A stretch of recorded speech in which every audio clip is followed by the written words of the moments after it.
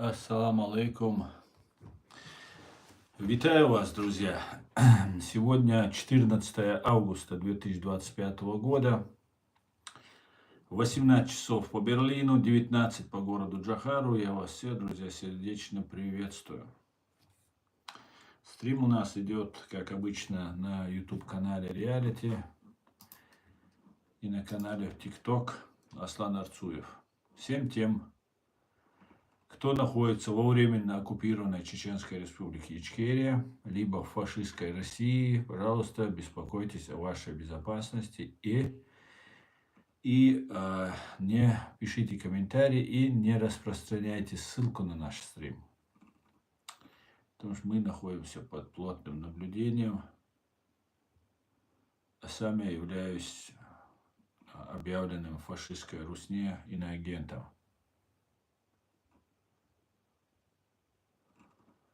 Все остальные, вы знаете, что делать. Но пойдемте. Сегодняшний стрим я назвал «Арест Путина на Аляске. Сюрприз от Трампа? Вопросительный знак». Давайте об этом и многом другом поговорим.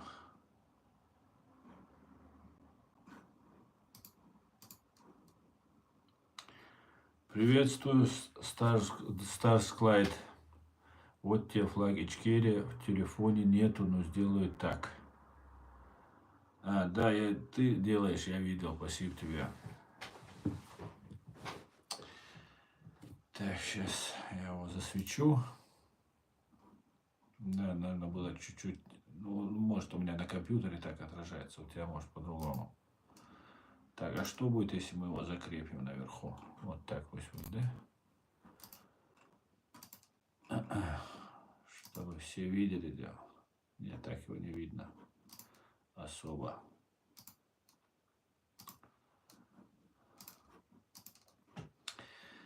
Так.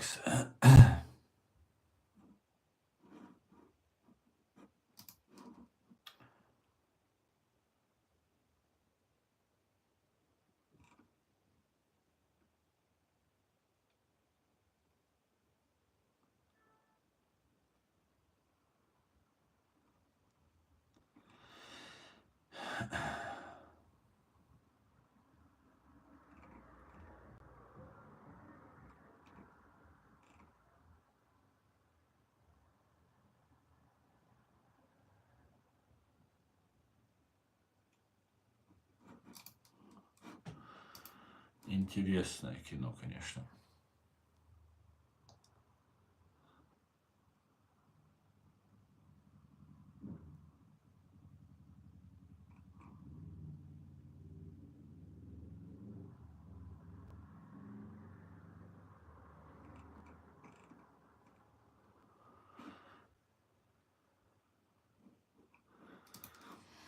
Давайте начнем, друзья. Как известно, нам сообщают постоянно, что Россия прорвала оборону Украины, что в Доброполье, там, короче, русские наступают, всем боятся, все должны бояться, все должны идти на уступки России и так далее, и так далее, и так далее. Но, как говорится, есть нюанс. Есть нюанс.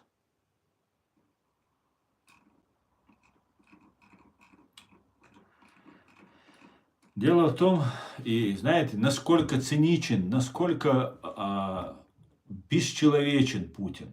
Вот эти люди, которые за него воюют, идут на эти мясные штурмы, если честно, ну, они заслуживают этого. Они заслуживают такого к себе отношения, потому что за все это время они так и не поняли, кто такой Путин, который взрывает с Патрушевым, который взрывает свои дома, своих женщин, своих. Он не взрывает русских, он взрывает, россиян он взрывает. И до того аморален, бесчеловечен, просто моральный урод. И что мы увидели? Что и даже Трамп об этом говорит, там, что русские бы взяли бы Киев, если бы не грязь там и не по полю поехали бы. Ну что, такая какая-то супер великая русская армия и так далее, и так далее. И все это в момент, когда вот начались переговоры, начались разговоры о переговорах. Знаете, что прорвались, что вот фронт украинский трещит, украинцы бегут, там все очень тяжело, все у всех плохо и так далее. А на самом деле прорвавшиеся на 16 километров, сами русские об этом пишут, захватив 110 квадратных километров, 110 квадратных километров, в Доброполье бойцы или боевики российские из 55-й сидят без эвакуации, еды, воды и под атаками ВСУ со всех сторон. То есть русские нашли слабое место, им нужна была вот такая информационная хлопушка, информационный такой вброс, именно чтобы показать, что вот они там бьются, все бегут от них, такая великая армия, которая уже за 3 дня взяла Киев, просто сейчас немножко развернулась и вот Доброполье вернулась. И все, их там оставили. Все это просто мясо, которое было послано. Вот им нужно было прорвать там какую-то линию, да, если один мощный удар нанести в определенное место, где абсолютно не представляет ни стратегических, ни каких-нибудь таких важных позиций места, где украинцы недостаточно имеют сил или недостаточно сильно укреплены и обороняются. Вот в этот момент нанести мощный такой сокрушительный удар, захватить позиции. А дальше что? А дальше ловушка. Дальше украинцы купируют это все и наносят дронами. Вот сидят под атаками дрона и со всех сторон атак вооруженных сил Украины. Без еды, без воды. Ну, сколько они протянут? Месяц протянут, неделю, 2, месяц. В эту жару, в эти дни, я думаю, через неделю там они все просто полягут. Пока Путина арестуют на Аляске, вот к тому времени они все, ну, или сдадутся. Ну, вот и все. Вот что стоит информационный этот фон, о который нам сейчас рассказывали, что вот это настоящее время, BBC, все как прорвали, пробиваются, идут. Ну и реально прорываются, реально идут. Реально там эксперты говорят, ну вот мы видим, прорвали. А дальше что? А дальше есть нюанс.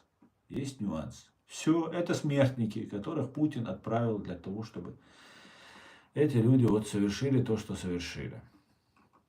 Также сообщается, что США предлагает иорданскую модель для Украины. То есть во время войны между арабскими странами и Израилем, это мы уже возвращаемся ближе к украинской теме, имеется в виду переговорной украинской теме, Израиль захватил часть голландских высот, голландские высоты захватил, сирийскую землю, захватил Иорданию, часть территории. Но территория за Иорданией, она осталась. То есть границы не менялись. Она находится под оккупацией Израиля, вот в таком состоянии стоит. И вот такой вот вариант Трамп предлагает Путину. По факту ничего необычного нет. Да? Просто остановите войну, или же мы вас сейчас и санкциями, и может быть еще чем-нибудь посерьезнее приложим. Ну вот такая вот ситуация пока стоит. На сегодняшний день нам видна. Также нужно отметить, что Трамп честно признался, что он не уверен, что ему удастся убедить Путина прекратить огонь в Украине немедленно. Президент США верит, что Путин заключит сделку, однако не уверен в том, что это произойдет сразу после саммита на Аляске. Путин знает, что я самый сложный противник, с которым ему когда-либо приходилось иметь дело, заявил Трамп в беседе со СМИ. И Трамп, и Кремль отметили, что подписание каких-либо документов по итогам встречи не планируется. Просто встретятся, поговорят, и так далее. При этом, по словам пресс-секретаря президента РФ Дмитрия Пескова, после беседы лидеров Анкариджи должна состояться их общая пресс-конференция. Трамп не стал ни отрицать, ни подтверждать этого. Президент США добавил, что существует 25% вероятность того, что встреча с Путиным в принципе не будет успешной. На этот случай США готовы прибегнуть к санкциям, уверяет Трамп. А Белый дом в это время заявил, что президент Трамп хочет исчерпать Департамент of State USA, хочет исчерпать все возможности, чтобы попытаться достичь мирного урегулирования этой войны. Он хочет встретиться и посмотреть в глаза президенту России, чтобы понять, какого прогресса можно добиться, чтобы продвинуться вперед и положить конец этой жестокой войне. Завтра рано утром президент Трамп отправляется из Белого дома на военную базу Анкариджи, Аляска, где проведет личную встречу с президентом Путиным, после чего состоится двусторонний обед с соответствующими делегациями обеих стран, а затем пресс-конференция. И знаете, это просто невероятно. Бывший Путин ведь все русские земли возвращает. Владимир собиратель земель русских. Да? Владимир собиратель земель русских прилетит на бывшую русскую землю, которую они продали, на военную базу. Понимаете, о чем я говорю? Но если это не делается для ареста, я просто не знаю тогда, для чего это делается. Я просто не понимаю, для чего это делается.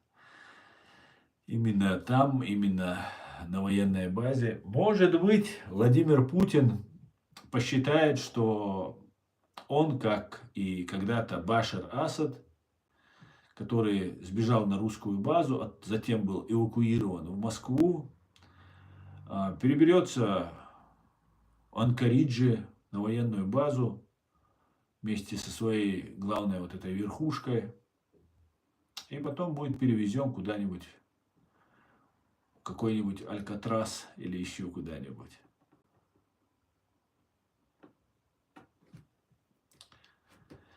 Ладно, дальше посмотрим.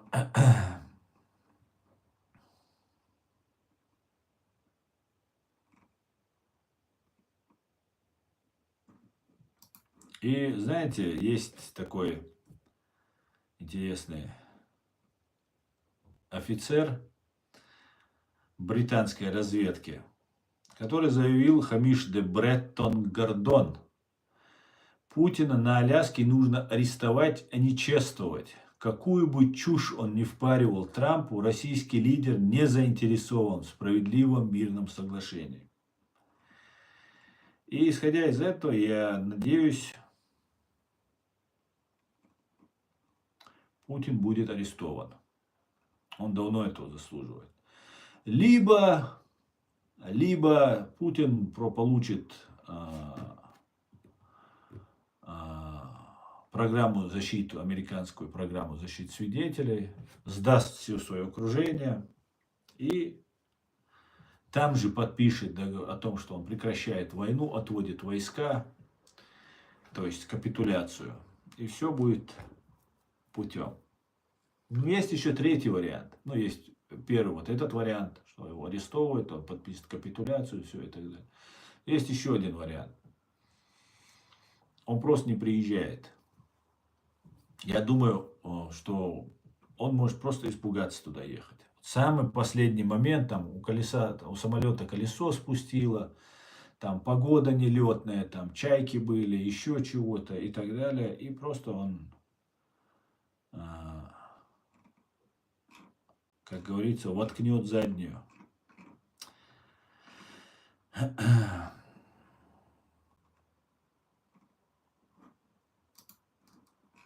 Как-то так, друзья. Баркал Ислам. Баркал.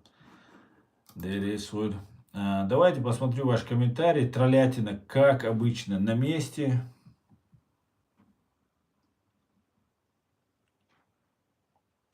Иордания отказалась от территориальных претензий к Израилю, Западный берег в 1988 году. Окей, спасибо за информацию. Смотрю вас из Узбекистана. Слава Украине, Чечня будет свободной. Алишер, героям слава. Дай Бог, дай Бог. Приветствую, Узбекистан, солнечный Узбекистан.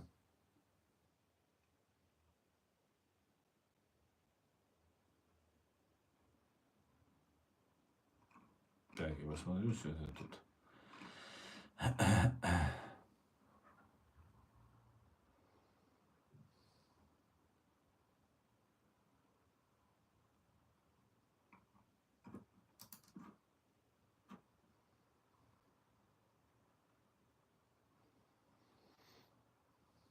Так, еще ты увидел, Starlight?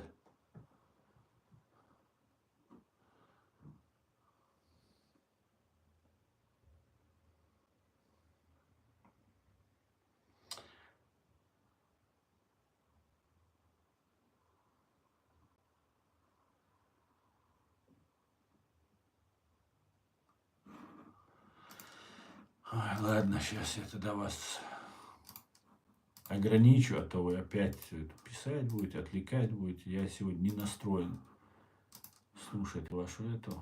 Я сегодня так много, короче, путешествовал. В эту жару у нас 32 градуса. 30-32. Очень жарко.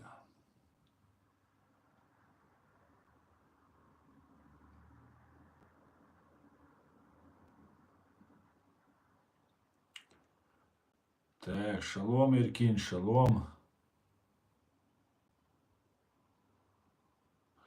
Есть информация, что Путина арестуют. Сообщается... есть такая информация, да, Иркин? Ну, вот я тоже полагаю, что это очень даже похоже на то, что происходит. Ну, знаете, не то, чтобы это даже арест будет, это будет капитуляция. Договор просто. Все, я устал, я ухожу, давайте я перехожу. Все, вы там быстренько у себя на России, там у них там свои люди будут. Патрушева нужно будет, конечно же, тоже изолировать от общества. Ну и все. А ФСБ уже выстроилась, она уже давно сдалась, это ФСБ. Русская армия уже готова пасть. Посмотрим, что будет. Осталось ждать недолго. Ну, мне кажется, да, это будет просто, даже не просто арест, а скорее всего капитуляция. Все, я возвращаюсь, все, ребят, простите. Был пьян, не помню, как там, первый раз простите и так далее, и так далее. Это не я, это все Патрушев там или еще кто-то, на кого он там будет сваливать.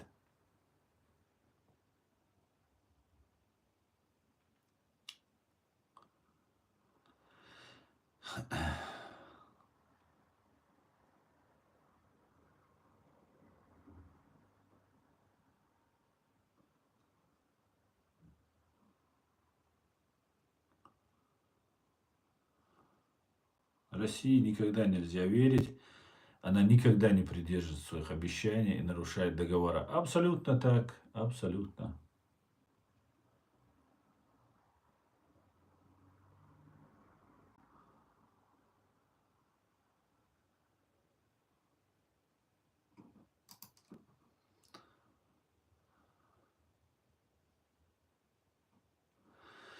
Есть такой канал на Ютубе, Алиф ТВ, про мусульман. Короче, по мне, проект ФСБ. Знаешь такой канал? Эркин, конечно, знаю.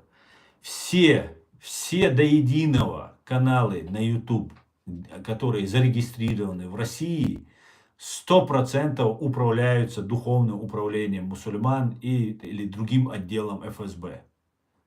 100%.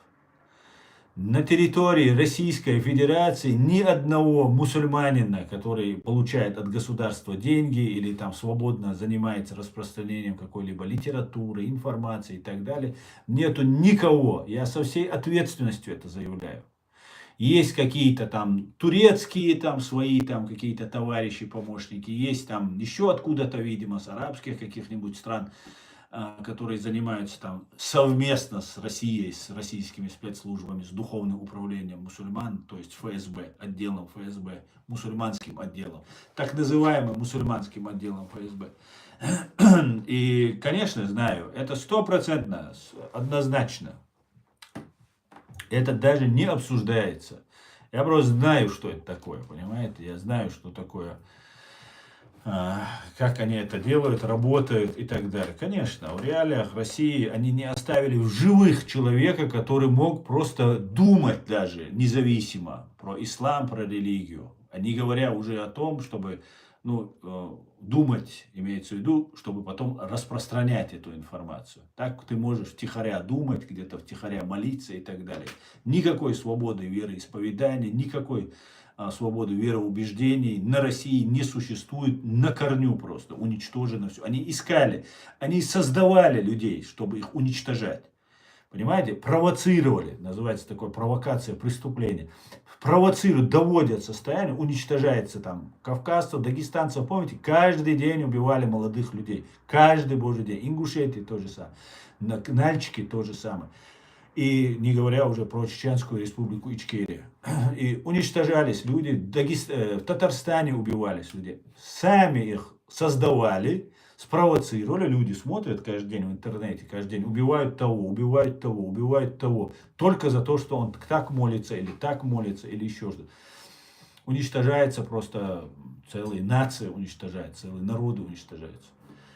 И в этот момент, когда уже не хватало, им нужно было делать. Девушки, вот сейчас в ТикТок, данный момент, в ТикТок разделились каналы на атеистов, таких воинствующих атеистов, 100% КГБшных, связанных с Русней, управляемой Русней.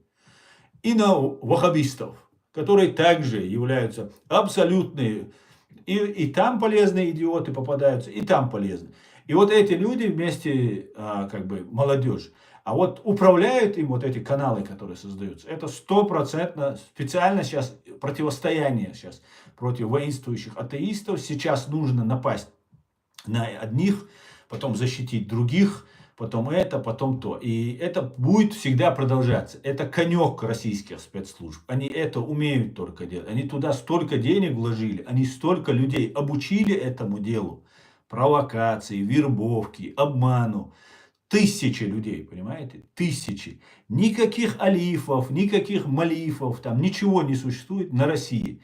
Здесь, в Германии, в Европе, не только в Германии, во всех, они находятся. И вот они сейчас разделились. Я просто, что неудобно им всем, я просто везде успел побывать. Что там, вот этой всей ГБшной, вот этой всей клоаки. И как-то мы проводили митинги, и приходили люди молодые. Кто-то с бородой придет, там такой вещь там. И знаете, одеты они бывают всегда на военный манер. Но я не хочу сейчас ругаться, грубо выражаться. Но идет война, там в Чечне идет война, там в Сирии тогда убийство людей конкретное шло. А ты здесь в военной форме, там худи, там какие-то разгрузки, там бокс, тренировки, видео снимают. И ты сразу понимаешь, если ты реально, это военная стилистика, все это, ну тогда иди воюй тогда. Что ты тут ходишь, там, светишься там и так далее. И ко мне подходили люди под видом вот этих религиозников. Таких, они там про Аллаха говорят, про это говорят. И им нужно было, чтобы я тоже в эту волну сел. Я к мусульманам, будучи сам мусульманином, не могу относиться ни трусливо, ни как-то панически, как некоторые это делают. И я пытаюсь объяснить, я думаю, смотрите, ребят, вот есть такая ситуация, есть мир, есть международное право, хоть сейчас некоторые считают, что его нет, но все равно оно когда-то было, это международное право. И сейчас есть, я и верю, что оно есть. И вот эти люди, были такие религиозные, у всех у них бороды, вот так побриты, как положено, вот как у этих, короче. И теперь я их встречаю среди таких воинствующих атеистов. Понимаете? Они ведут работу, они то там побудут среди ваххабистов, там людям поморочат голову, там на митингах потусуются. Они нигде не выступали, где-то так сбоку, с краю там вставали. И мне казалось, что они просто боятся светиться, поэтому отходят в сторону, там туда-сюда. Ну а зачем ты в военной форме ходишь? Ну, наверное, воин какой-нибудь, супервоин, там у него, наверное, супер там подвиги, заслуги, он не может светиться там и так далее, и так далее. А оказалось, просто вся агентура это обычная, понимаете? Теперь они воинственные, эти атеисты. Был такой, как его, Муслим Сатуев, да, антитеррором он себя еще называл. И этот человек, ну, такой весь ичкириец, такой весь борец за права чеченцев, против России, там, туда. И у нас как-то состояла такая вот эта группа, которая сейчас тоже изображает из себя. Ну, там есть полезные товарищи, а есть настоящие, короче, действующие стукачи на российские спецслужбы. А есть полезные, которые просто, ну, попали в эту среду. И знаете, люди как-то им одно скажешь, о, поверили. Потом другой скажет, о, опять. Причем противоположное ты ему можешь сказать. Главное, ты ему убедительно это скажи. Вот последний, кто ему скажет, он в это и поверит. Таких людей оказывается очень много. Легко внушаемые, легко манипулируемые люди. И вот этот Сатуев, Муслим, который такой весь патриот был, у нас беседа состоялась. По-моему, в Сигнале мы разговаривали. И я как раз на стройке работаю, там шумит, там шум, там я там наверху где-то лазю. И там один парень высказывается, ну, атеистические вещи он высказывает. Ну, я возмущаюсь, я говорю, ну, зачем сейчас об этом говорить? Ну, свое мнение высказывают, это говорю, то говорю. Мы же должны там как-то объединиться, как-то людей надо объединять, а не разделять. Ну, у тебя такие взгляды, ну, это так. И вот этому Муслиму Сатуеву я задаю вопрос. А он мой сторонник такой, ярый такой сторонник, за меня там все такое. И я говорю, ты тоже разделяешь взгляды? Прямо задал вопрос. Ты тоже вот эти атеистические взгляды разделяешь, которые вот эти воинственные атеисты, которые... Он говорит, нет, я этого не разделяю. Ну, я говорю, тогда давайте не будем эту обсуждать тему, потому что цели у нас должны быть деоккупация. Если мы хотим права нашего народа восстановить, мы должны деоккупироваться. Только деоккупировавшись, став свободным, имея свое свободное правительство, только оно может защищать и отстаивать наши права нашего народа в Чеченской Республике. А бороться против там радикальных исламистов, других, третьих, если мы переключаемся на них, то у нас цели разные. Если вы боретесь с ними, то вы боретесь с ними. Буквально не прошло недели, может, две после этого разговора. Вот этот Муслим Сатуев открыто начал такие вещи говорить, что те, которые были в нашей группе, они мне показались просто святыми.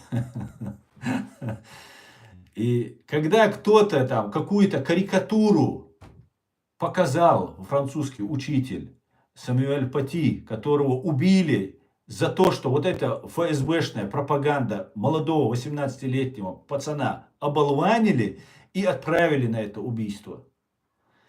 Тогда вся вот эта КГБшная верхушка во временно оккупированной Ичкерии, там Кадыров, Демельханов, там кто только не был, все рассказывали, вы что, не мужчины, вы там это, вы там то, ну самыми последними словами они нас обзывали.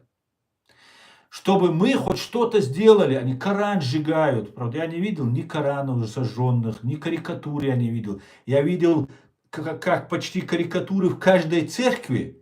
И на Иисуса, и на Моисея, и на других наших пророков. И никто, 1000 лет это было, и никого это не волновало. А тут, видите ли, кого-то заволновало. И сейчас, когда вот эти деятели сидят, открыто говорят, люди, которые ездят в Чечню, возвращаются, с ними в одной группе сидят, вот в том же ТикТок. И никто на России, на этой защитнике Корана и Сунны, в кавычках, враги всего чеченского, ничего не говорят. Я что хочу сказать, что из ислама сделали очень удобное орудие для манипуляции и воздействия как на западные структуры. Вот пример, не относящийся к тому, что я сейчас обсуждаю, когда Путин встречается с Трампом, Он засылает, видимо, несколько сот или тысяч даже своих бандитов, чтобы прорвать какой-то небольшой участок Украине, чтобы их потом там уничтожили. То есть он несколько сот или тысяч человек пожертвовал ради такой молнии, которая проскочила на всех информационных агентствах. Понимаете? А ислам, которого много, здесь, знаете, нужно быть объективным и честным. В мире есть фашизм, нацизм, национализм, ксенофобия, исламофобия. Это все присутствует. Антисемитизм. Это все присутствует. И, конечно же, есть исламофобия. А если учитывать, что на протяжении многих лет, уже последних 10, 20, 30 лет, раньше как-то жили все нормально, не было никаких исламских террористов, никто никого не трогал. Были какие-то другие террористы, были большевики, марксистские, ленинские террористы были, потом другие были, коммунисты были опасные. А теперь вот стали вот исламские. И все забыли, что 1000 лет жили мусульмане, христиане, иудеи, буддисты, все религии, конфессии вместе жили, никого не убивали. А тут вот резко вот у всех память отшибла, что вот все, ислам самое большое зло, о, это, то, все. Вот эти сказки начинают нам рассказывать. И сейчас я вижу, вот эта свастика, вы, наверное, видели, да, чеченский орнамент, который есть. Вот они все уже вместе объединяются. Сидят вместе в тиктоках, обсуждают мусульман. Потом, а мусульмане, нас слушают и видят. И вообще мусульмане, чеченцы будем говорить. Чеченцы, они не глупый народ, по большому счету. Если пропагандой не обманывать, особенно молодого, если не брать в разработку, да, или специальные психологи, там, третьи, если работать не будут, мы никого не трогаем. Не молишься ты, атеист ты, дай Бог тебе здоровья, проживи сколько хочешь, можешь простить, можешь вернешься, не вернешься. Твое дело, это личное дело. Никого это не касается. Также не касается, чья там девушка там вышла замуж за немца или там за француза. Вышла она, вышла. Это ее личное дело. Все, что ты можешь сказать, если тебе что-то не нравится, пойти ее родителям рассказать об этом. Все, максимум, что ты можешь сделать. Но из этого создается какая-то тема, обсуждается, говорится, раздувается. И сейчас, когда вот эти все вчерашние исламисты, вот которые на митинге со мной встречались, мы там общались, они мне звонили, потом резко стали атеистами. Причем не просто он атеист, что ты разочаровался, разочаруйся, уйди. Он стал воинственным атеистом. Он стал всех учить, как жить, что делать там. Весь чеченский народ, миллионный, 1,5 миллиона чеченский народ. Он обучает, как жить, как возвращаться к истокам своего народа. А сами работают на КГБ, на ФСБ. И вот я сейчас вчера увидел видео, где этот парень, с которым мы виделись, там, когда там, на одном мероприятии, там каком-то, потом на митинге где-то мы там виделись. И такое видео, я думаю, постановочное видео, с учетом того, что, нафиг, как говорится, про неуловимого Джо. А почему он неуловимый? Да потому что он нафиг никому не нужен, этот неуловимый Джо. Поэтому он неуловимый. Так вот, эти неуловимые Джо, пользуясь исламофобией здесь, пользуясь свободой слова, пользуясь там другими там провокационными вещами, чтобы людей провоцировать, они сидят и разглагольствуют и на разные темы. И одному вот этому парню, о котором я говорю, видео я вчера увидел, пришли двое, наверное, там есть полезные идиоты, потому что кто-то должен там будет подставлен быть, кто-то должен будет попасть под раздачу. Может, оба полезных идиота, которых отправили. И вот он стоит, и он как будто там испуган. Ему говорят, это ты? Я вас не знаю. Все, на этом видео заканчивается. Но зато теперь можно ему сказать, смотрите, он пострадал, на него напали исламисты, напали это, напали то. А я каждый раз призываю чеченцев, которые чуть-чуть дружат с головой, Зачем вы, если это правда дело, я знаю, что вас провоцируют, вас натравливают. Они специально это и говорят, что вас провоцировать. Все те, кто ездят домой, там разные блогеры, они с ними в одной группе сидят, разговаривают, их никто не дергает, и они их оправдывают. Ну, сегодня вышел из ислама, завтра зайдет в ислам, такой, ну, опять выйдет, опять зайдет. А раньше это нужно было голову кому-то отрезать, обязательно взорвать, убить, плюнуть, что-то сделать нужно было. А теперь все вот эти хранители Корана, начиная от Патрушева, Бортникова, Кечкина, Путина, Кадырова, они все почему-то сейчас молчат по какому-то странному стечению обстоятельств. Поэтому если они нарушают, у нас есть право. Вот я живу в Германии, я каждый раз это показываю. 4 статья основного закона, Grundgesetz. Это самое лучшее, что мы можем сделать. Лучше того, чтобы действовать по закону, нету ничего. 4 статья. Свобода вероисповедания, совести и убеждений. Свобода вероисповедания, свобода совести и свобода религиозных и мировоззренческих убеждений неприкосновенны. Гарантируется беспрепятственное исповедование религии. Никто не может против своей воли, это уже 3 часть, по своей совести принужден к несению военной службы с оружием. Подробности регулируются федеральным законом. Ну, про оружие регулируется. Поэтому вот эти вещи, вот в этом основном законе, они говорят о том, что если сидит какой-то безграмотный агент КГБ, ФСБ, которого заслали сюда, чтобы нас провоцировать, чтобы нам не дать объединиться, чтобы нам не стать на правильный путь, не морайте об дерьмо свои руки, не говорите, не пишите им там комментарии. Напишите заявление в полицию, подайте в суд. Это дерьмо КГБшное, понимаете? Они, да, там есть полезные идиоты, которые и там подстраиваются. Если какой-нибудь религиозный фанатик это несет, это тоже представляет угрозу. Тоже подайте, если он кому-то голову хочет отрезать. Даже вот этим дерьмам, которые несут вот эту чушь, подайте на него тоже заявление. И все, и успокоится все. Это самое страшное, что будет для них, понимаете? Потому что они ничего не делают для чеченского народа. Они проповедники, проводники российской линии. Это мы должны четко запомнить, друзья. Понимаете? Четко мы это должны запомнить. Не верьте, вот в этом ТикТоке столько уже грязи они нам закидывают. Что от религиозных, там, супер, там, религиозный, там, какой-то боец, парень. А ты кто? Я с России. Какой же ты с России? Ты же чеченец. Как же ты с России? Как это чеченец? С каких пор ты? А какой тейп тогда у Путина? Какой горы там Путин? А, значит, ты не чеченец. Значит, ты русский. Ну вот и говори, что ты русский тогда. Не нужно нам здесь рассказывать, что там...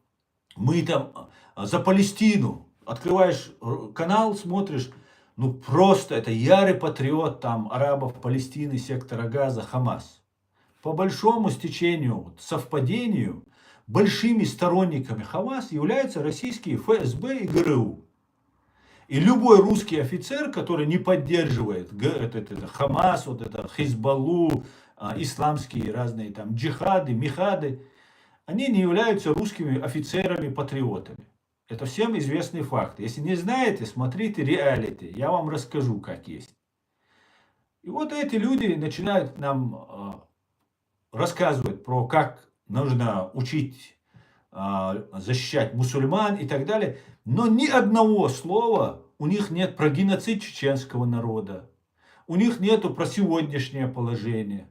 Они не говорят Чеченская республика Ичкерия. Чаще всего. Некоторые не понимают. Некоторые. Сейчас уже мало кто остался, что не понимает. Но всегда это слово Ичкерия, это как, знаете, черт ладан для черта. Понимаете? Они боятся как вампиры просто белого света этого слова Ичкерия. Очень болезненно. Да. Кто вот этот ввел вот это еще, Джохар Дудаев, наш парламент это вводил. Он так просто в сердце этот осиновый кол попал, что до сих пор у них тяжело им от этого. Поэтому еще раз я, друзья, чеченцы, призываю вас, не обращайте внимания на вот это все, вот эту всю ГБшную пропаганду. Там вот вот этих ГБшных пропагандистов, вы видите, 10 человек. Там еще анонимные, может быть, там еще 20 каналов. И 10 там еще там таких каналов. 30 каналов вы найдете. Еще полезных идиотов там соберется под них еще человек 50, может, не 1000, а 50 человек, 100 человек, которые комментарии пишут. Хотя я сомневаюсь, что кто-то там, может, редко какой-нибудь полезный идиот. Просто до сих пор, если не понял, то это вообще полезнейший идиот. Просто неисправимейший идиот. Что вот в этом ваххабистском направлении, которое есть, что в этом направлении. Понимаете? И вот это все делается для того, чтобы наш фокус внимания был отвлечен на каких-то вот этих алифов. Обратите внимание. Вот эти все КГБшники, они самые такие, бисмиллахи рахмани рахим, хвала Аллаху, Господу миров, там начинают рассказывать. Или там, как они еще говорят. Какие ярые. Это чистая манипуляция. Ну не дайте себя обманывать, люди. Посмотрите, что у него там на канале. Какой-то Гейдар Джемаль. Какой-то там еще там его ученики какие-то. Максим Шевченко, защитник мусульман там и так далее. Ну вам не стыдно это уже? Сколько это можно об стену биться? Сколько можно, как Пашинян сказал, ты по автомагистрали идешь, тебя машина сбивает. Вместо того, чтобы выучить права, отойти в сторону, задуматься. Опять идет, нет, я пойду, опять тебя сбивает машина, опять сбивает машина. Ну сколько это можно-то? Ну сколько можно быть такими легко внушаемыми и управляемыми? Ну уже хватит уже. Уже сколько мы уже перевидели этого всего. И никакого отношения к этому исламу не имеет. Понимаете? Это манипуляция ислама. Это люди, которые манипулируют с одной стороны и с другой стороны. Понимаете? Чтобы поднять какую-то группу, чтобы поднялись какие-то там мусульмане, побили каких-то там атеистов, воинствующих, провокаторов, им предоставили убежище, им там защиту, охрану предоставили, там исламисты, это же страшно. Русские спецслужбы, которые по Европе здесь теракты совершают, людей убивают, кабеля на поездах вырезают, людей взрывают, поджигают, они не страшные. А вот эти, которые сидит какой-нибудь полезный идиот, который пишет комментарий где-то, увидел какой-то там, как какое-то дерьмо там сидит, что-то, кого-то грязью поливает, он написал ему комментарий, пошел ему морду бить, его спровоцировали. Вот это самая большая угроза. А то, что управляют это спецслужбы, российские спецслужбы, и этими, это как бы остается вне внимания. Вот эти вещи наконец-то нужно понять. Это все провокаторы, они не работают. Понимаете, я просто сам сталкивался и вижу, как люди преображаются. Вчера он исламист, сегодня атеист. Но был бы он вчера мусульманином, вышел из ислама, что так случилось, что-то у него произошло, раз он принял это решение. Вернулся он в ислам, хорошо. Так зачем ты был вчера ваххабитом, галимым просто, отморозком? Такой внешний вид, волосы, борода, рюкзак, хаки, штаны, какие-то вот эти вещи там делает, а потом резко становится в другой форме. Вышел ты, разочаровался, успокойся, сядь, посиди, сними рюкзак, там, будь этим, зачем ты людей провоцируешь? И ты задумаешься, ладно, один такой, может быть, психически нездоровые бывают, там разные бывают. Второй, третий, четвертый. И ты с ними общался, и вроде они не психически нездоровые, абсолютно адекватные. Но подозрительные. Когда ты начинаешь понимать, насколько здесь в Европе запущены российские спецслужбы и их вот эта вся манипуляция людьми. Про Россию я, конечно же, молчу вообще, что там происходит. Там это вообще ужас. Понимаете? Ужас, что там происходит. Нету там никаких свободных мусульман. Понимаете? Никаких.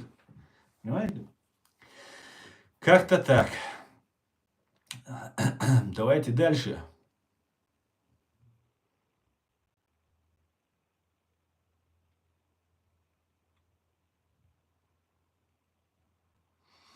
А что мешало Путину, вернемся к нашей теме, друзья, что мешало Путину убежать самому куда-либо?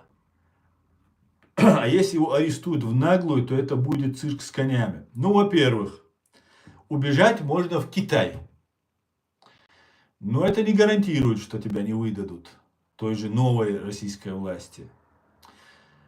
Я не утверждаю, конечно, что его сейчас арестуют. Я просто допускаю эту версию, и она очень как-то складно складывается. А есть, и у тебя, может, не будет денег вообще, понимаете? А если ты убежишь в Америку, понимаете, то тебе какие-то денежки разрешат дать. Ну и свою семью вывезешь. Будут жить в европейских странах, под защитой европейских государств, европейских спецслужб. Поэтому очень даже логично не просто убежать куда-то в Китай. Куда, кроме Китая, он может, ну, Северную Корею. Ну, конечно, северные курорты Северной Кореи, они красивые, симпатичные, но я думаю, можно и в других местах неплохо пожить. Да.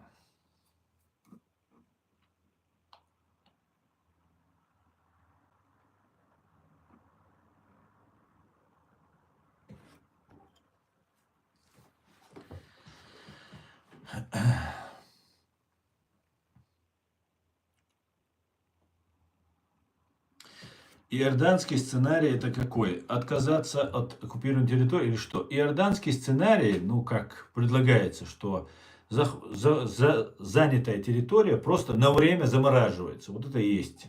Вот за кем? За тем, кто захватил эту территорию, за ним она просто на время оставляется. В Ростове-на-Дону дрон врезался в жилой дом перед встречей в США. Очередной ход Патрушева. Вполне возможно, Аснабек, абсолютно, очень даже возможно. А если там будет двойник, тройник? Не будет двойника, тройника, не будет.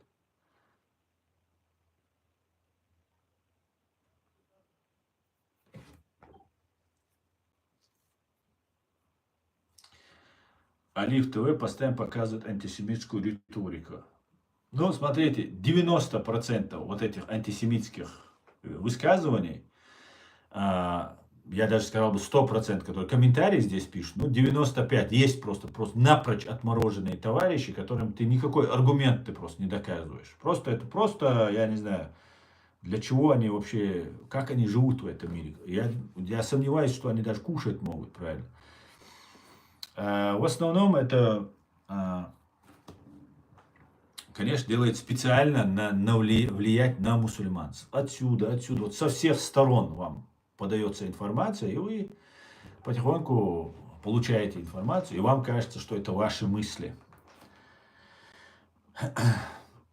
Если Путин договорится с Западом о прекращении войны и выходом на мирный трек, что означает приостановление помощи? Будут ли поставки вооружений из ЕС в Украину?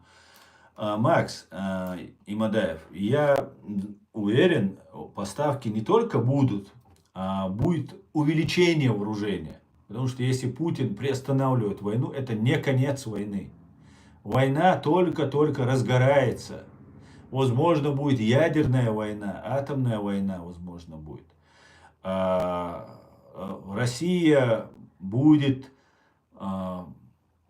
задушена в полном смысле этого слова. Полностью. Экономически, психологически, в военном смысле. Со всех смыслов она будет просто и разделена, вероятно, на 3 части. На 3 части. Европейская Россия, Сибирская Россия и Дальневосточная Россия. Дальневосточная республика, какая-то Сибирская республика, которые будут под Китаем, часть под этими. И вот это будет разделение. Я так полагаю. Поэтому остановка ни вооружения, ни изготовления оружия. Увеличилось в 3 раза изготовление оружия. В Европе производство оружия увеличилось в 3 раза. Вы можете себе представить? О чем, какая война закончится? Ничего не закончится, только все начинается. Еще на Кавказе мы увидим войну. Войну мы увидим.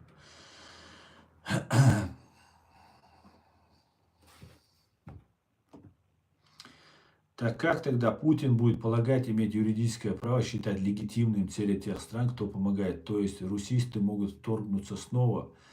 Да, совершенно верно. Я полагаю, что Путин, ну если вот исходить из гипотезы о том, что Путин капитулировать и едет сдаваться там на Аляску, то есть основания полагать, что либо его арестуют там, либо он капитулировать туда едет, то есть основания полагать, что он уже ничего на России не контролирует. Все контролирует Патрушев. Хотя разные там агенты Кремля рассказывают о том, что Патрушев отстранен, там он ничего там не контролирует. Патрушев и другие там, главные действующие лица, они все контролируют. И еще я же только гипотетически говорю, что Путина арестуют или он там придет капитулировать. Если это не так, то он тоже свою часть контролирует и продолжает вот эту свою битву. Как-то так. Асан, когда-то думали, что якобы ты, ну когда было тогда антитеррор себя не показывал. Асан, когда-то думали, что антитеррор это якобы ты. Но это было тогда, когда антитеррор себя не показывал. Да, его зовут Муслим Сатуев. Нужно запомнить это имя. Хорошенько запомните. Пусть останется этот провокатор истории. И этот человек является, ну, обычным провокатором. И вот и все. Думали, знаете, я уже столько говорил, люди, которые там на меня обижаются, я что-то скажу, и они на меня обижаются. Им просто не хочется меня поддержать, из-за страха не хочется, из-за своей зависти не хочется, или еще по каким-то причинам не хочется. И они говорят, что ну он там резко что-то сказал, он там за евреев, он там против мусульман, там еще что-то, там антитеррор, там 3-10. Ну это еще ФСБ добавляет, постоянно работает. Ну и, короче, некоторые товарищи, которым просто неохота ничего делать, им бы хотелось вот славы, силы, мощи, там, чтобы все им кланялись. Ну, ничего для этого делать они не хотят. И вот много раз было то, что я что-то говорю, и меня снова обливают грязью, там, говорят за меня. Вот тот же Тумсо Абдурахманов появился, другие они появились. Вот этот, как его, Ламаев, Муса Ламаев. Он был за Тумсо Абдурахмана. Почему я знаю, что они все заодно? И все они управляются через вот этого Магомеда Даудова, который их курировал, который их раскручивал. Понимаете? Муса Ламаев был таким ярым врагом Закаева и таким супер поддержку он Тумсу Абдурахману. Он мне звонил, он мне доказывал, что мы должны строить шариат, вернись в ислам. Короче, мне такую чушь нес самую настоящую. И теперь они все вместе. И когда я это говорил, многие на меня там, вот, ты там плохой мусульманин, у тебя бороды нету, ты там евреев поддержал, ты еще там что-то сделал. Что только не говорили. И вот тот, кто не хочет ничего делать, он всегда найдет причину. А тот, кто хочет сделать, он найдет 100 способов, чтобы сделать то, что нужно делать. Понимаете? Поэтому, да, они называли и антитеррором, моего брата называли, меня называли, кем только меня не называли. И вот эта работа ведется. Но, к сожалению, ну вот такова вот устроена жизнь. И люди посмотрят, поедят хорошенько, вкусненько, жижгалнаш, закроют свой телефон, да, хорошо рассказал, молодец, вперед там, и все, и на этом закончится. У многих. Всегда движение масс, движение на изменение делает маленькая группа людей. Маленькая группа людей. Посмотрите, вот пример Джохар Дудаев и его соратники. Это ближайшие люди, костяк вот этой пассионарной части общества, которые честно перед своим народом исполнили свой долг и несли это все тяжелейшее бремя. с мощнейшей фашистской российской вот этой пропагандой, с этой системой боролись с государством этим фашистующим. Самым аморальным, самым жестоким государством, самым подлым, коварным государством. Этой системой, учреждением ФСБ или КГБ СССР. Поэтому много людей не нужно здесь. Много людей. Здесь нужны честные, нормальные. И они есть. Есть. И все нормально делано. И будет еще больше будет, еще лучше будет. И именно потому, что мы есть, они вот это все придумывают. Просто поливают просто днем и ночью, и грязью, и что только, и придумывают, и сидят, как бы сделать так. Но явилась истина, и сгинула ложь. Воистину, ложь обречена на погибель. Похожим сценарием во Второй русско-чеченской войны, когда взяли реванш под предлогом борьбы с терроризмом, ведут к тому перемирие коварный замысел в интересах Путина. Возможно, Макс, возможно. Валейк салам, позитрон. Машовель. А сам, по-моему, светские радикалы-атеисты не меньше долбаны, чем религиозные радикалы. Так это и есть те же самые, понимаете? Они вчера были вот этими радикалами, эти теперь, они не светские. Не светские. Это воинствующие атеисты, понимаете? Это воинствующих атеистов мы во время советской власти видели просто... Это вообще шушера безграмотная. Они вообще ничего не знают, они не понимают, понимаете? Они пытаются изображать из себя, не быть, а слыть они хотят умными. Посмотрите, какое у них образование, чего они добились в жизни, что у них есть, понимаете? В Советском Союзе был научный атеизм, который люди посвящали все жизни, там, поколениями, там, целые библиотеки были, они доказывали, что Бога не существует. И нужно было из человеческого их сатана, а их пророк был Ленин, который до сих пор у них лежит в пирамиде. Их фараон, Божий помазанник, который у них там есть. Поэтому это просто такой, такой, знаете, для затравки, так, по-мелкому, такая, мелкие хищники. Как-то так, друзья, да? Поэтому...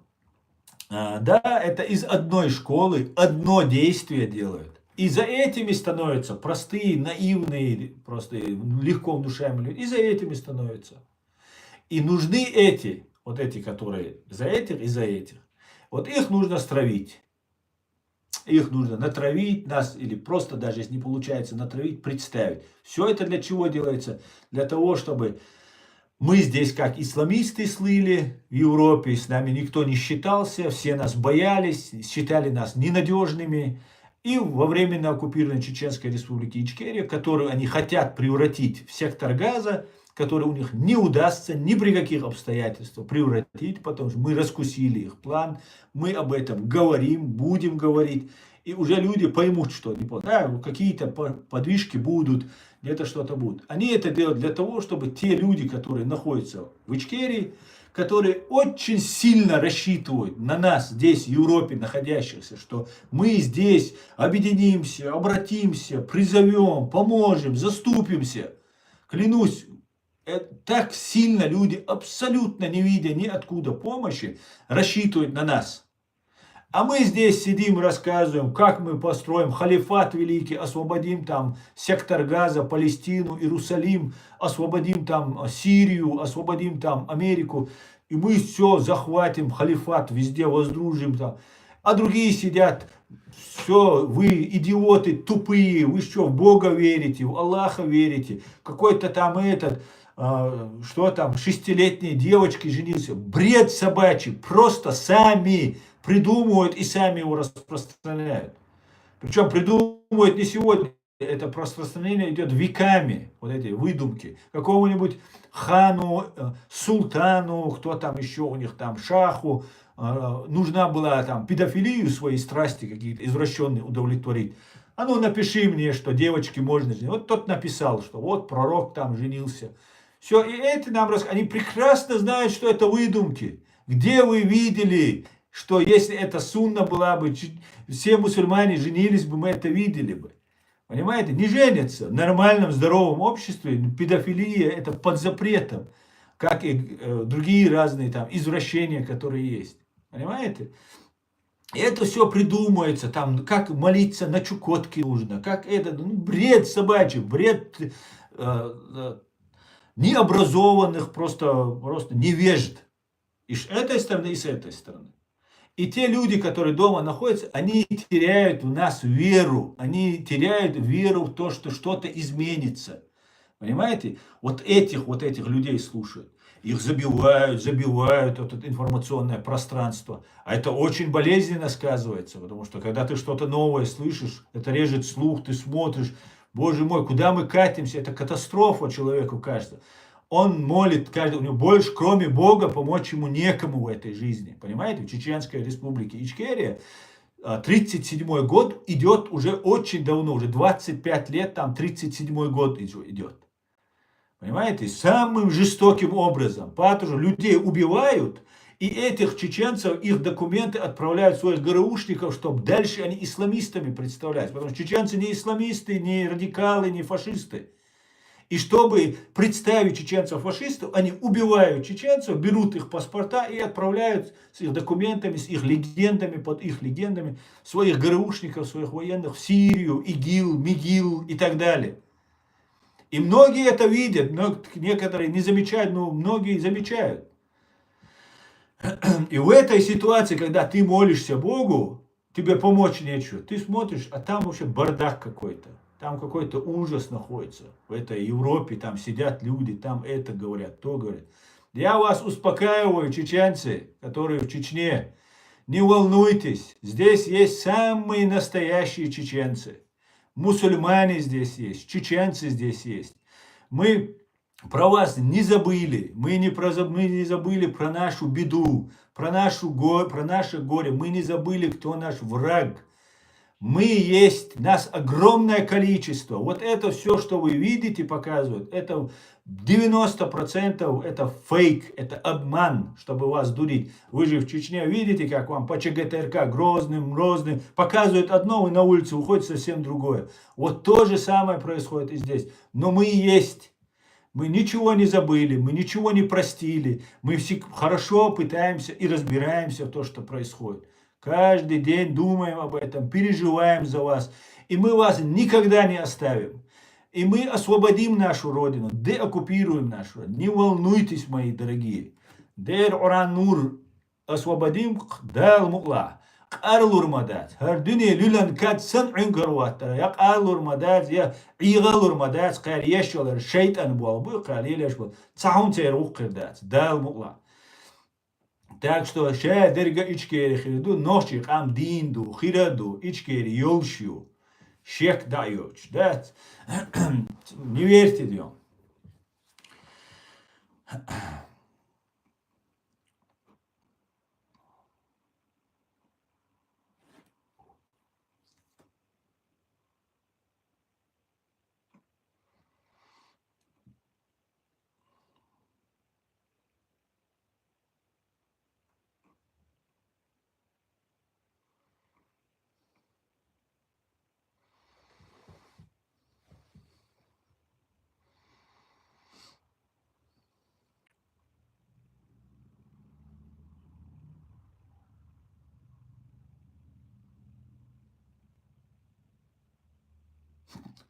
Старклайд, я столько рассказывал, а ты взял меня, перечислил к этому ГБшному провокатору, который вчера был за Ичкерию, теперь он за против мусульман. Зачем ты Дудаева в ряд ставишь вот этого провокатора? Ну ты провокацией занимаешься, Старклайд. Вот самой настоящей провокацией ты сейчас занимаешься. Так, все, там, вы время от времени, да, появляетесь, раз-раз и исчезаете. Еще одна такая провокация, Старклайд, ты банишься просто, понимаешь? Абсолютно, 100% ты банишься, понимаешь?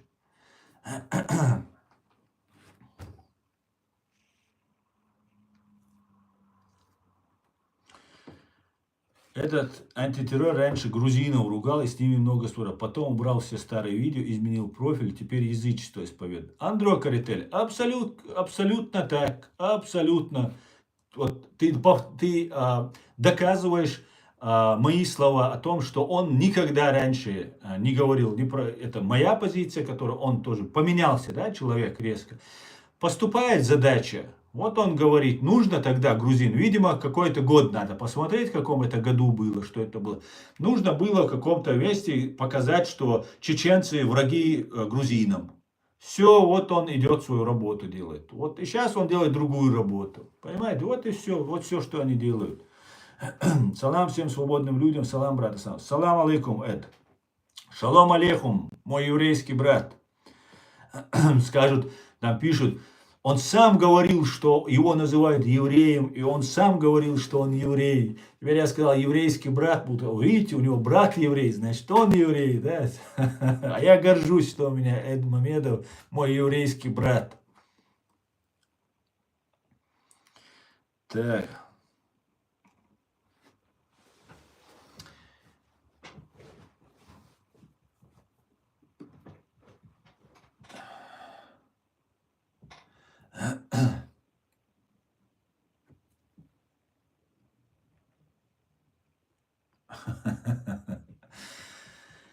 Так, друзья мои.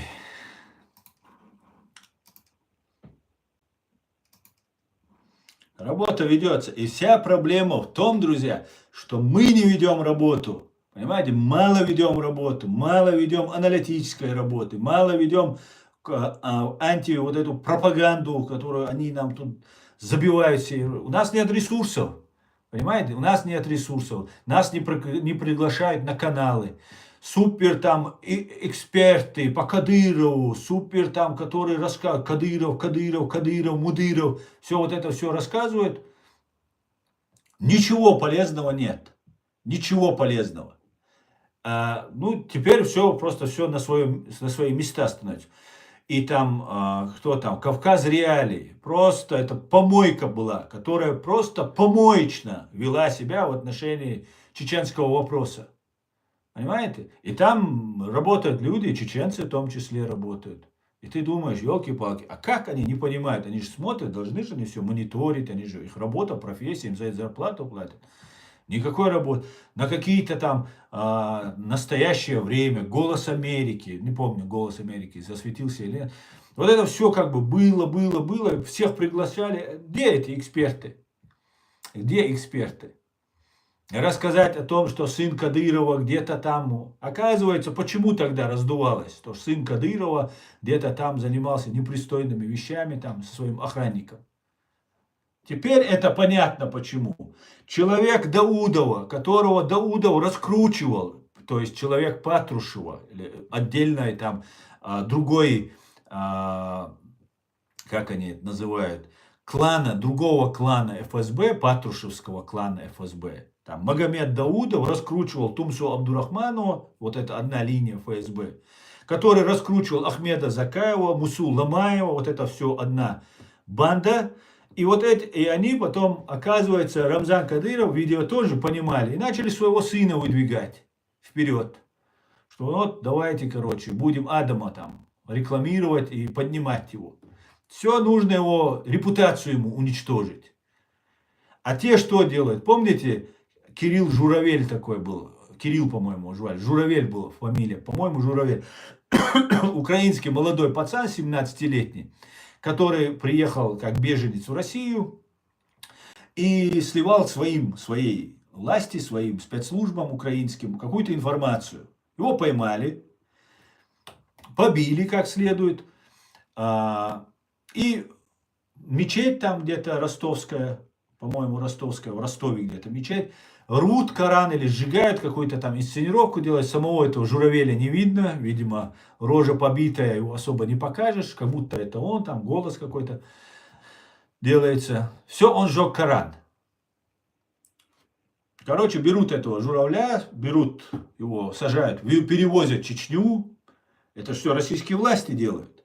Понимаете, это делает Бастрыкин, это делает, это Следственный комитет, это делает, это ФСБ делает. Это все, в принципе, ФСБ.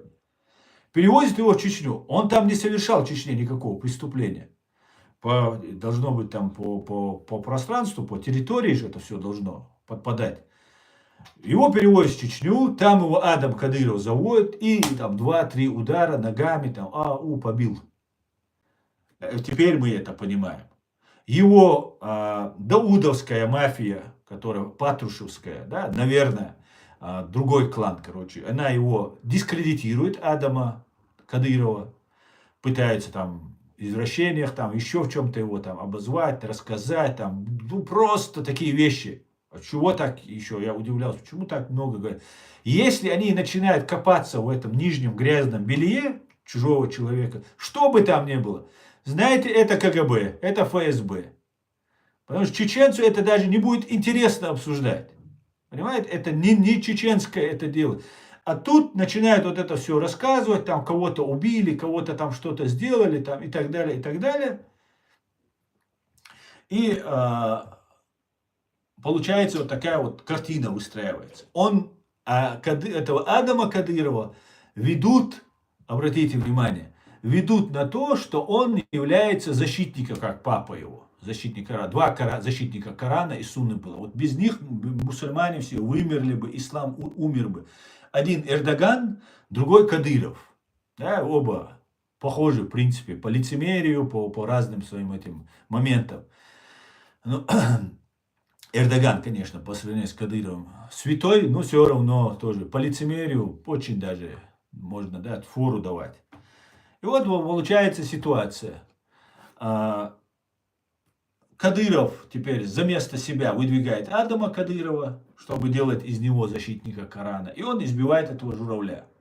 И все, 17 лет там, или 16 лет этому Адаму было, избивает там человека за Коран, там это туда-сюда.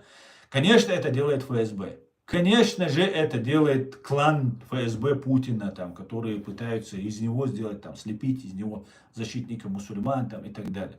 Для молодежи и так далее. Что вот он ревностно относится. И обратите внимание, когда сейчас из сектора Газа, когда начинают там все зачищать, еще чуть-чуть назад вернемся, на 26 лет назад, 27, 28 лет назад, 96, 97, 98, 99 года, во временно оккупированной Чеченской Республики Ичкерия, когда появляется вот это ваххабистское вот это движение массово, оно финансируется, нужны бабки. Чтобы их финансировать, братья-мусульмане нам поставляют гуманитарку. Россия другое ничего не запускает, поставляется гуманитарка. Гуманитарка в виде лекарств. Лекарства не раздаются людям, не отдаются бесплатно в больнице, в аптеке и так далее, а продаются в своих специализированных таких ларьках, которые по всей республике они натыкали. И за счет этого финансируют вот этих своих боевиков. Потому что кроме как боевиков их назвать нельзя. Потому что за деньги, если ты этим занимаешься, то ты никакой не верующий. Ты просто наемник, который за бабки работает. И начинается вот эта дележка. И во вторую войну, вторую русско-чеченскую войну, мы вступаем разделенные между собой при помощи денег вот этих Хамас, вот этих братьев-мусульман и так далее. И вот такая вот ситуация. Из сектора Газа, из Иордании нам вот это все, видимо, завозят. Турция, наверное, там мечети строит, помогая через свою МИД, да, или как у них там это называется. Теперь обратная ситуация. Теперь у сектора Газа война там началась, у них проблемы. И начинают русские туда вести гуманитарку. Гуманитарку кто, как вы думаете, возглавил? Адам Кадыров, главный защитник мусульман, там, Корана, святынь, всего остального, там, и всех, и вся. Понимаете? И теперь они туда завозят гуманитарку, которую отдают своим людям.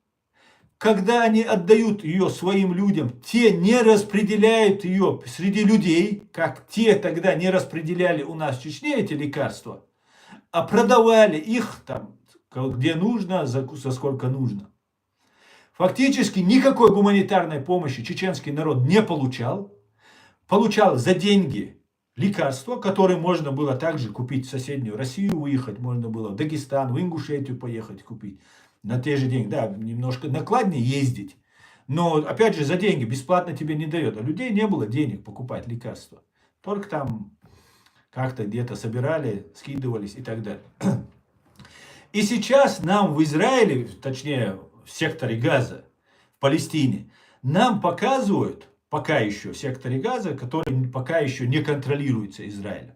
Обратите внимание, гуманитарки завозятся, с самолетов сбрасываются, и какие-то бешеные очереди там создаются.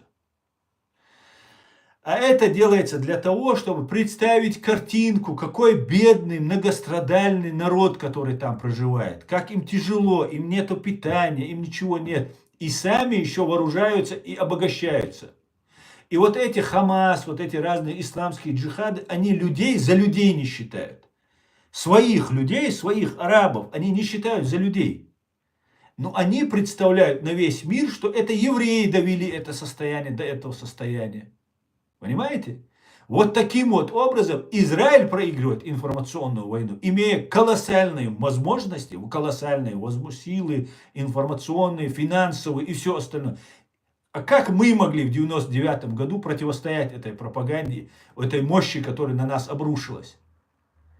Понимаете, как они это делают? И одновременно возглавляет это Адам Кадыров. Почему это делается? Потому что все террористы, исламисты, которые есть, вот эти функционеры, непростой народ, бедный арабский народ, который вот это Хизбаллой, вот этими всеми, с одной стороны, и со стороны израильской армии, Цахал, которая давит вот этих террористов. Ну и, конечно же, война есть война. Война это сплошное преступление. Война, убийство это самое большое преступление. А война это цель убивать. Хоть праведная она, хоть неправедная, хоть она освободительная, хоть защита. Это убивать значит. Правильно? Правильно. И вот нам все представляют, что все преступления увеличиваются, плюс пропаганда свои. Это очень отработанный механизм, который ведется. И все, запускается. Потом проходит какое-то время, уже 2-3 года там эта война идет. Убили у меня всех родственников. Я ничего против там кого-то не имел. Например, русские на меня напали, я против ничего, я хотел жить, я аполитичный, хотел работать, дом, это, всю семью убили. Конечно, я возьму оружие, а что мне еще делать? Я просто расстанусь с жизнью и максимально убью тех, кто убил вот мою семью.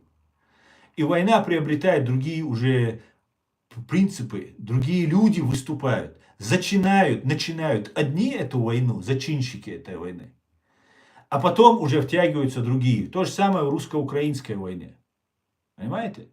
Сперва идут какие-то подлецы за деньги там, и так далее. Потом брата убили, отца убили, сестру убили. О чем мне сидеть? Я пойду. И все. Вот такова природа этой войны. И сейчас, когда они в Чечне готовят во временно оккупированной Чеченской республике Ичкерия и в российских провинциях Дагестана и Ингушетия готовят новый сектор Газа, когда они туда завозят гуманитарку и оттуда вывозят разных вербовщиков, психологов, разных там высокопоставленных функционеров, уже вывезли. И находятся вот в этом Кавказском, вот в этом регионе в нашем находятся. Туда заезжают люди, которые везут под эгидой Адама Кадырова. Его лицо становится арабам Палестины известно. Они будут задавлены, перемещены сюда, у которого семья погибла. Он уже никакой не функционер, он не агент российских спецслужб, он не фанатик. У него просто всю семью убили. И вот в этот момент, когда он психологически слаб, его обрабатывают вот эти пропагандисты, вывозят его в Чечню, чеченцы приютили, Адам Кадыров спас. И потом, давай, вот ты же воин Аллаха, ему уже внушили, что он воин Аллаха. Иди вот, пожалуйста, вот там есть Зангезур, есть Азербайджан, есть Армения. Там есть, кстати, Нахичевань, это наши земли все считаются с тех пор, когда чеченцы занимали все это пространство, практически все пространство, когда туда и грузины, и черкесы, и все коренные народы этой местности. Вот эти все люди, к ним добавляются здесь обработанные, в Чечне обработанные, которых обрабатывают каждый день. И вот вам готовый новый террористический анклав, который будет тлеть десятилетиями. И главным там будет Адам Кадыров, которого вот эти разные другие гибнюки, с другой стороны, там, даудовские, они пытаются из этого сделать там, что вот он там извращенец, там еще какие-то у него вещи, там отклонения, что там с исламом, он там не дружит и так далее. Таким образом, получается, что на этой территории будет не Магомед Даудов, там, Закаев, там, еще какие-то там исламистские батальоны где-то Сирии, еще откуда-то, которых соберут и туда привезут, они там побратаются, мы будем вместе биться за наш Нахичевань, там, за наш Ереван, там, за что, за Баку, и за что они там будут, за Тегеран, там, против иудо-сионистской, там, американской, что там, турецкой, еще чего-то там, натовской вот этой мафии они будут драться там, вот зла, которое пришло. Вот как они к чему готовятся. И это не могут не понимать аналитики, не могут не видеть все люди, которые более-менее в это внедрены и этим занимаются. Но этого никто не хочет говорить. Каждый хочет извлечь свою выгоду. Мне это не касается, все. Коснется грузин, это коснется, армян это коснется, азербайджанцев это коснется. Конечно же, нас, чеченцев, это коснется. И мы должны делать что-то для этого. Понимаете? Что-то мы должны делать для того, чтобы этого не получилось. И вот мы делаем, что можем делать. Говорим вам. Говорим. А вы постарайтесь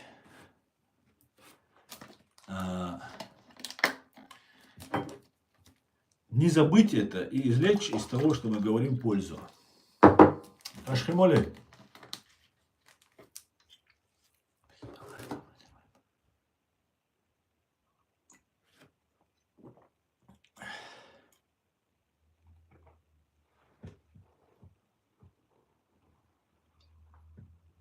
У нас сегодня очень жарко. Так. Вот такие вот дела-делишки. Аслан, приведи пример, как Азербайджан и Армения без фашистской Российской Федерации находят общий язык и начинают общаться, и дело идет к миру. А когда-то были непримиримые враги. И только когда отодвинули ФРФ, все начало мириться. Да, абсолютно так, Эд. Абсолютно, совершенно верно. Я в прошлом стриме говорил, ты об этом говорил. Да, это так. Что делить нам, кавказцам, нам, людям, мы, которые, ну что нам делить? Что мы делим? Объясните мне. За что мы должны убивать друг друга? За что? Я не вижу никакой разницы. Арабы и евреи давно построили бы два государства в этой Палестине, если бы их тогда оставили бы. Понимаете?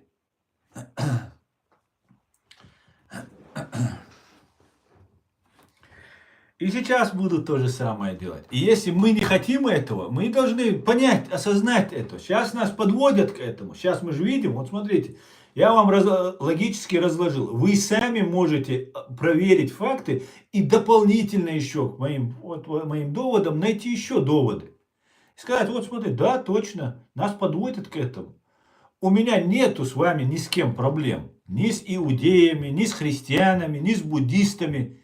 Нету у нас проблем. На нашем Кавказе 1000 лет живут самые первые христиане, это наши армяне. Закавказье, на Кавказе, которые там появились.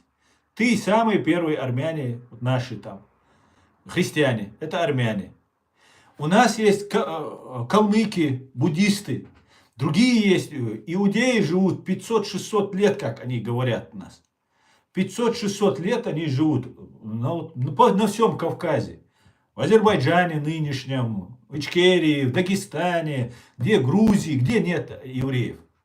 Где были подгромы, когда мы, кавказцы, мы чеченцы, грузины, черкесы, самые-самые старые древние народы, которые вот этот проход между трех морей, между Каспийским, Черным, Азовским морем, которые проживали там, имели свое мощное государство. Когда мы устраивали погромы, где, в какой истории? У евреев точно это должно быть, если это было бы. Никогда этого не было. Мы никогда не вели с армянами никаких военных действий. К нам приходили завоеватели и оставались там, часть от них оставалась. И все, мы дальше существовали. Но мы их не ущемляли, не убивали их, не преследовали их. У нас живут шииты.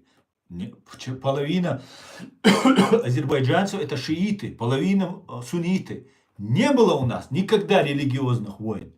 Между суннитами, не суннитами, не христианами, между мусульманами, ни буддистами, ни иудеями.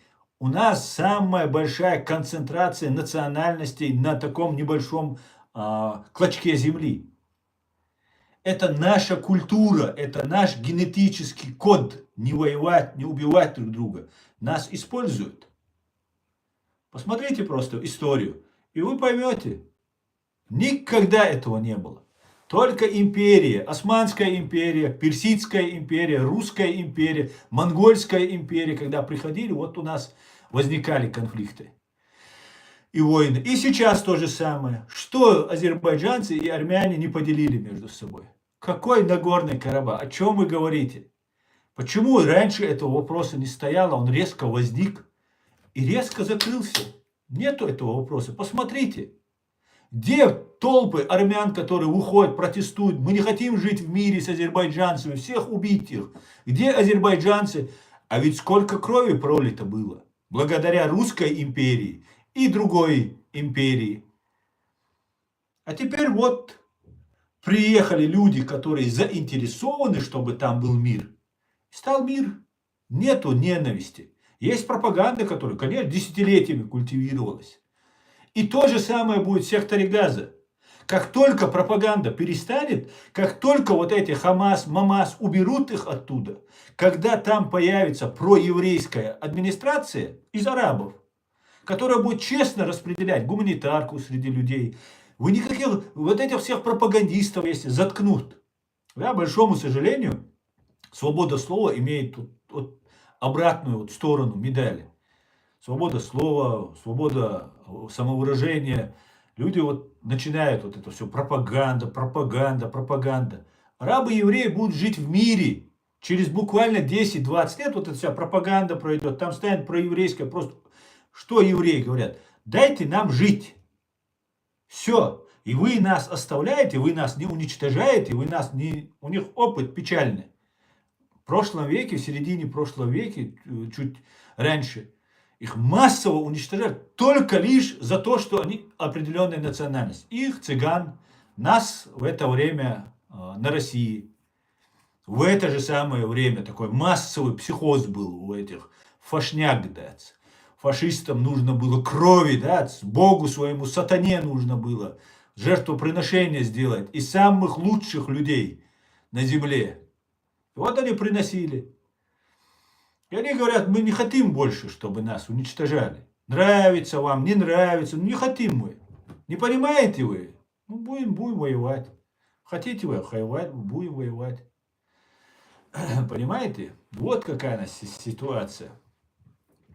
Камаджоба, каки марджос, брат, каки марджос темо. Салам алейкум, алейкум салам. Поэтому нужно примирение, Дион.